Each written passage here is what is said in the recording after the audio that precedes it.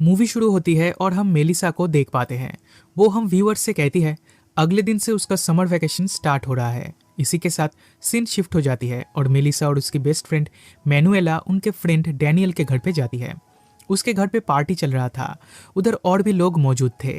Melissa मन ही मन Daniel को पसंद करती है पर उसे कुछ कहने से डरती है। फिर जब वो पूल के पास बैठी थी तब डैनियल आके उसे पूल के अंदर खींच लेता है, लेकिन मेलिसा को स्विमिंग नहीं आती इसलिए वो डूबने लगती है।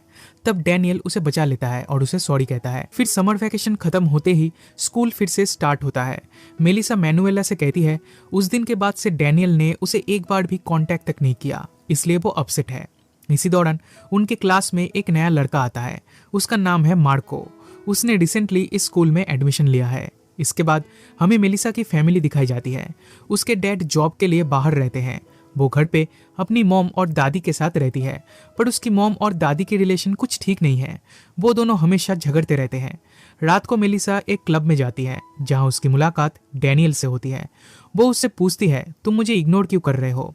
वो डैनियल पे नाराज थी, पर डैनियल उसे मना लेता है और अपने घर पे ले जाता है। उधर ये दोनों इंटीमेट होते हैं, लेकिन डैनियल का बिहेवियर देखकर मेलिसा को भी उसके ऊपर गुस्सा आता है और वो उससे नफरत करने लगती है। ये सारी बातें वो अपने डैड को बताना चाहती है। उन्हें मेल भी करने लगती है, बट सडनली अपना माइंड चेंज करती है और मेल डिलीट कर देती है। अगले दिन उसकी मॉम और दादी के बीच बहुत झगड़ा होता है, इसलिए उसकी मॉम उसकी दादी को एक दूसरे घर में शिफ्ट कर देती है। पर मेलिसा इससे अपसेट हो जाती है। वो उनसे मिलने जाती है और कुछ टाइम उनके साथ स्पेंड करती है। फिर घर आके अपनी मॉम को कन्फ्रंट करती है। वो कहती है अगर डैड यहाँ पे होते तो तुम ऐसा कभी नहीं कर पाती। तब उसकी मॉम कहती है ये डिसीजन मैंने और तुम्हारे डैड ने एक साथ लिया है। जो सुनकर मेलिसा शॉक्ड हो जाती है। अगले दिन वो मैनुएला के साथ एक कैफे में जाती है। उधर एक आदमी उसे घूरने लगता है, उसे इशारा करता है, फिर उसके पास आकर उससे बात करने लगता है। तब मेलिसा भी उसके साथ फ्लर्ट करने लगती है। इससे यही समझ में आता है कि मेलिसा अब बिल्कुल चेंज हो चुकी है। देखते ही देखते क्रिसमस आ जाता है और उसकी दादी उससे मिलने उसके घर पे आती है। पर मेलिसा को अपसेट देखकर वो समझ जाती है उसके साथ कुछ तो बुरा हुआ है, इसलिए वो मेलिसा को एक रूम में ले जाकर उसे अपनी लाइफ की कहानी बताने लगती है। वो कहती है वो जब टीनेजर थी तब उनका एक बॉयफ्रेंड था, पर उनका बॉयफ्रेंड उनसे प्यार नहीं करता था। वो तो बस उन्हें यूज कर रहा था। फिर एक दिन वो उन्हें छोड़कर चला गया। तब से वो डिप्रेस्ड रहने लगी, पर उन्होंने किसी भी तरह खुद को संभाला और सब कुछ भूलकर अपनी लाइफ एंजॉय करने लगी। फिर मेलिसा जब लैपटॉप पे काम कर रही थी तब उसे डैनियल कॉल करके मिलने बुलाता है। मेलिसा जब डैनियल के घर पे जाती है तो उधर और एक लड़का मौजूद था। वो डैनियल का दोस्त है और इसका नाम है आर्नोल्डो। मेलिसा उसके साथ भी इंटीमेट होती है।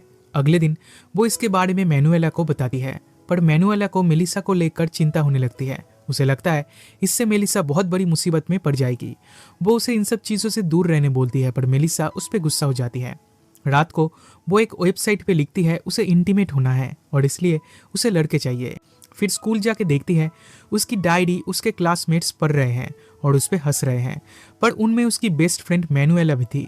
उसे देखकर वो और भी ज्यादा अपसेट हो जाती है और मैनुएला से फ्रेंडशिप तोड़ देती है। तब मार्को उन लोगों से डायरी छीन कर उसे दे देता है और मेलिसा यहाँ से चली जाती है। वो बहुत ही ज्यादा अपसेट थी, इसलिए अपनी दादी से मिलने जाती है, पर उसकी दादी उनके फ्रेंड के साथ बात कर रही थी, तो मेलिसा उन्हें डिस्टर्ब नहीं करती और घर चली जाती है। अगले दिन स्कूल जाते टाइम मैनुएला उसके पास आती है। वो उससे माफी मांगती है, पर मेलिसा उसे इग्नोर करके चली जाती है। कुछ देर बाद आर्नोल्डो उसे कॉल करके मिलने बुलाता है।